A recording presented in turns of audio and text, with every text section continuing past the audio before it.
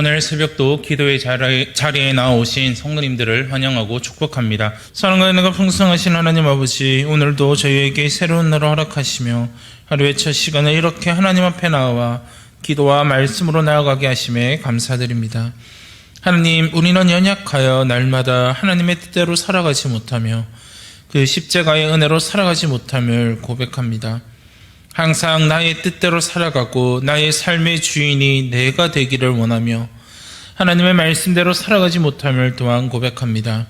하나님, 우리의 연약함을 용서하여 주시고 우리의 죄를 용서하여 주시옵소서. 항상 우리가 하나님의 말씀대로 살아갈 수 있도록 우리들을 인도하여 주시고 항상 우리가 하나님의 은혜를 떠나 살아가지 않을 수 있도록 우리들을 지켜주시고 동행하여 주시옵소서. 메말랐던 우리의 영혼에, 돌같은 우리의 마음에 성령님이 함께 하셔서 우리의 마음이 깨어지게 하시고 메말랐던 우리 영혼에 성령의 단비를 부어주셔서 정말 우리의 마음밭이 하나님의 말씀을 잘 받아들일 수 있는 그런 마음밭이 되게 하시고 더욱더 우리의 삶을 통하여 하나님의 영광을 나타내며 하나님의 주권을 선포하며 나아갈 수 있는 우리들의 삶이 될 수 있도록 하나님 인도하여 주시옵소서. 그래서 하나님이 주신 각자 그 일에 맡은 그 일에 따라 최선을 다하여 자신의 일을 하며 나아갈 수 있도록 도와주시고 항상 우리들의 삶의 모습을 통하여 또한 우리들의 태도를 통하여 우리들의 삶을 통하여 많은 사람들에게 살아계신 하나님을 증거하고 살아계신 하나님을 나타낼 수 있는 복된 증인의 삶을 살아갈 수 있도록 하나님 인도하여 주시옵소서. 하나님 아버지, 이 코로나 속에서도 저희들을 보호하시고 함께 하심에 감사드립니다. 하나님, 우리가 하나님을 떠나 예배하지 않게 하시고 항상 함께 모여 하나님을 예배하며 나아갈 수 있는 대항의 가족들이 다 될 수 있도록 하나님 인도하여 주시옵소서.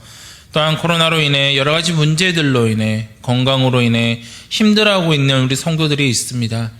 하나님, 함께 하셔서 그 깊이의 축복을 누리게 하시고 살아계신 그 하나님 앞에 나와 온전히 자신의 연약함을 내려놓고 하나님을 의지하는 마음으로 하나님께 기도함으로 나아갈 수 있도록 하나님 인도하여 주시옵소서.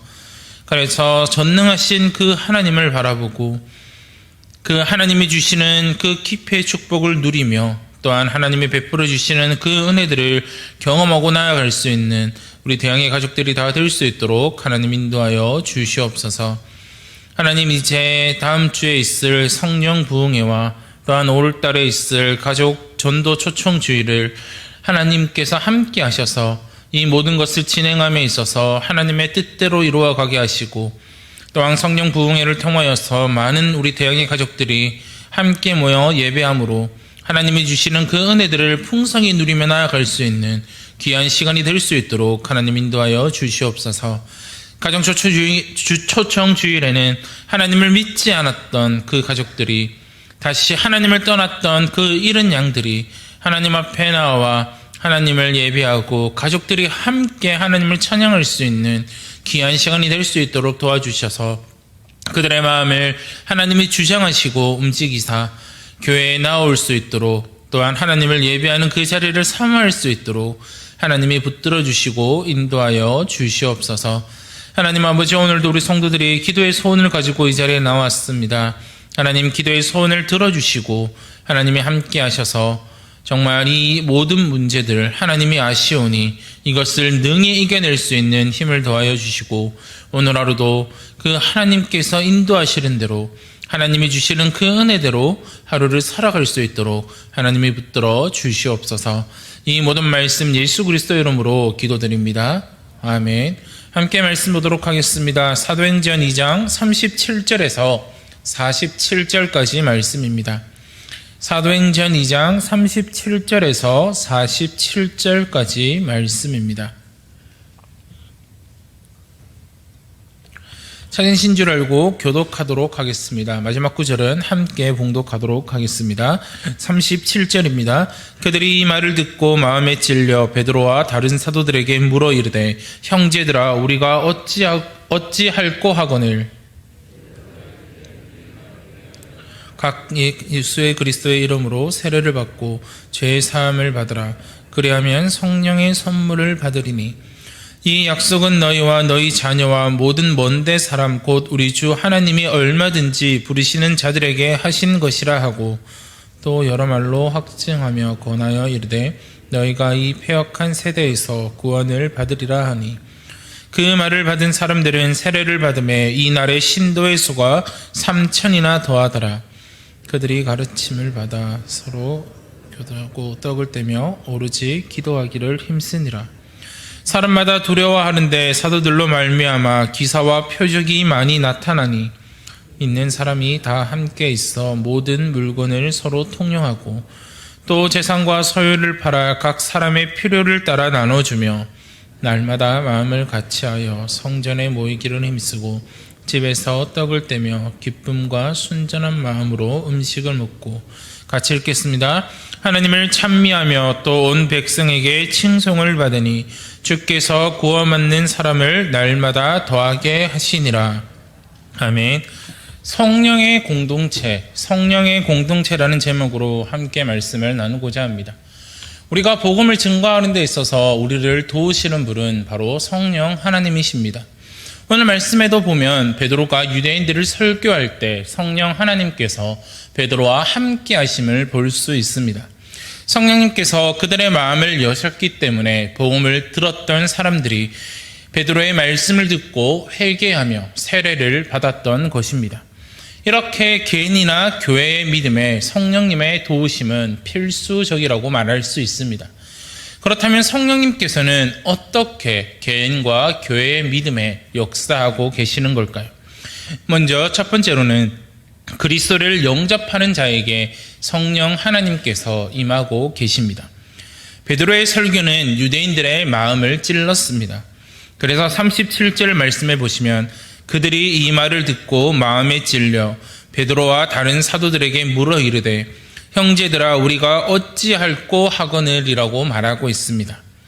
그들은 하나님이 보내신 메시아 예수 그리스도를 십자가에 못 박아 죽인 사실에 양심의 가책을 받았습니다.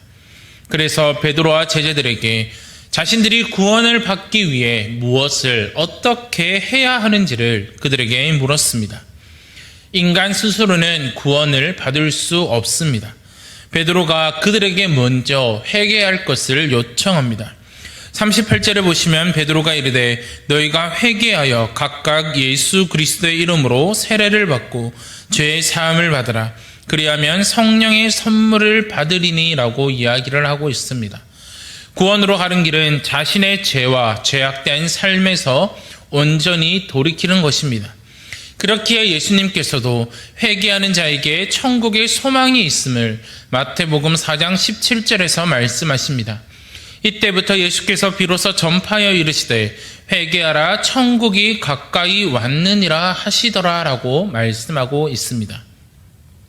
자신의 죄를 회개하고 예수 그리스도를 영접하는 자들에게 영원한 생명과 성령을 선물로 주십니다. 성령은 우리가 그리스도를 영접할 때 우리에게 임하십니다. 38절에 보시면 베드로가 이르되 너희가 회개하여 각각 예수 그리스도의 이름으로 세례를 받고 죄의 사함을 받으라.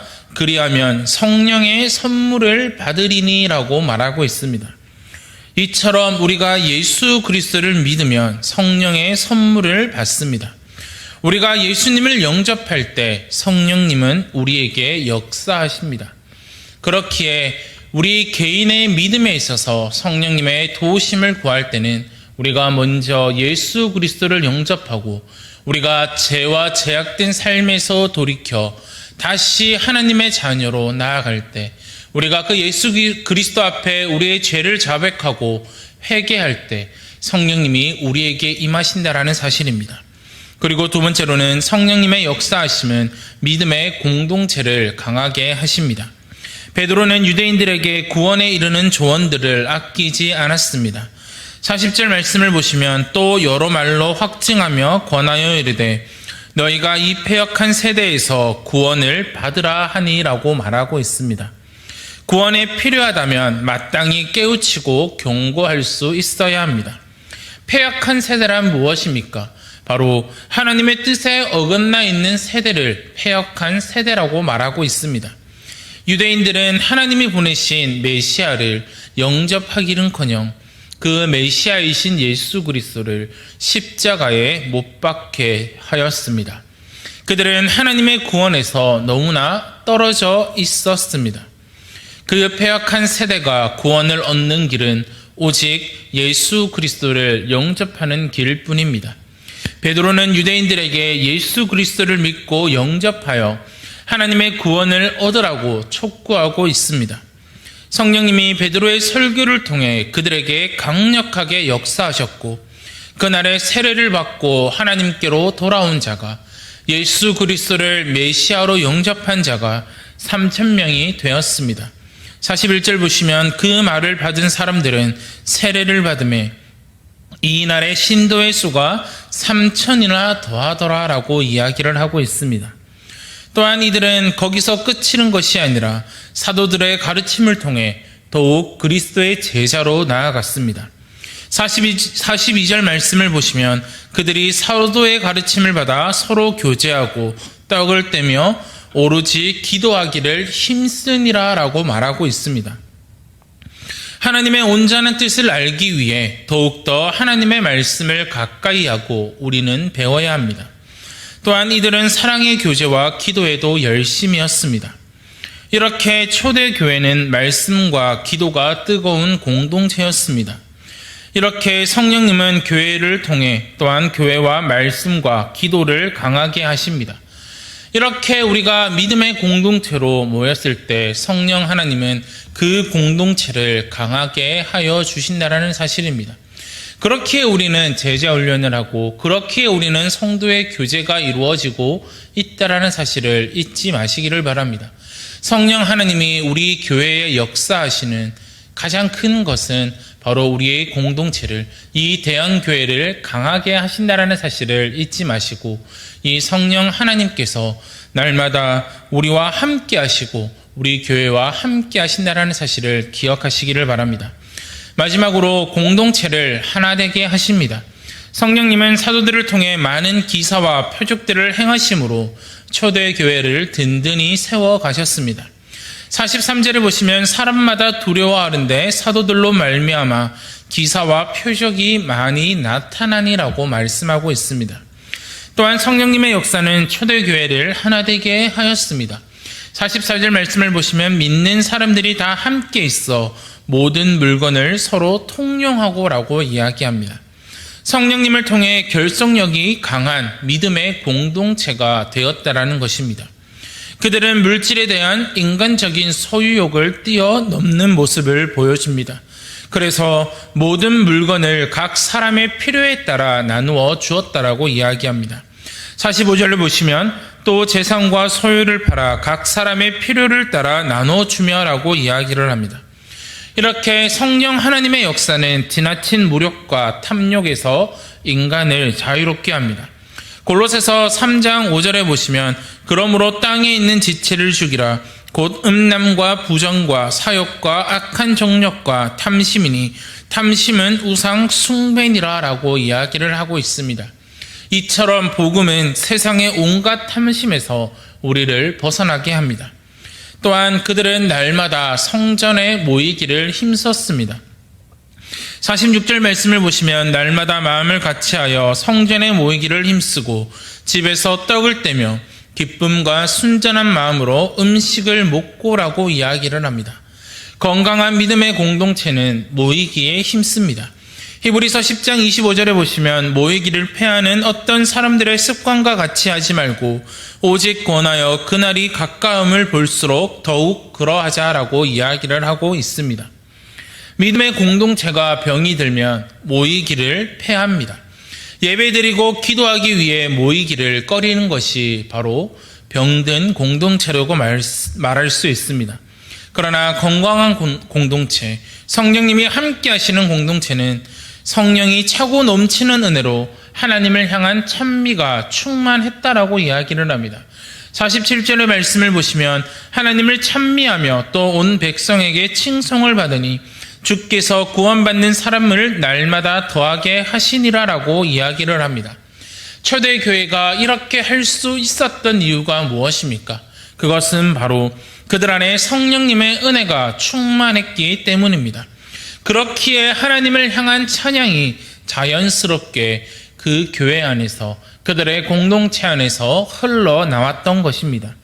이렇게 성령님의 역사는 교회를 하나 되게 한다는 사실입니다.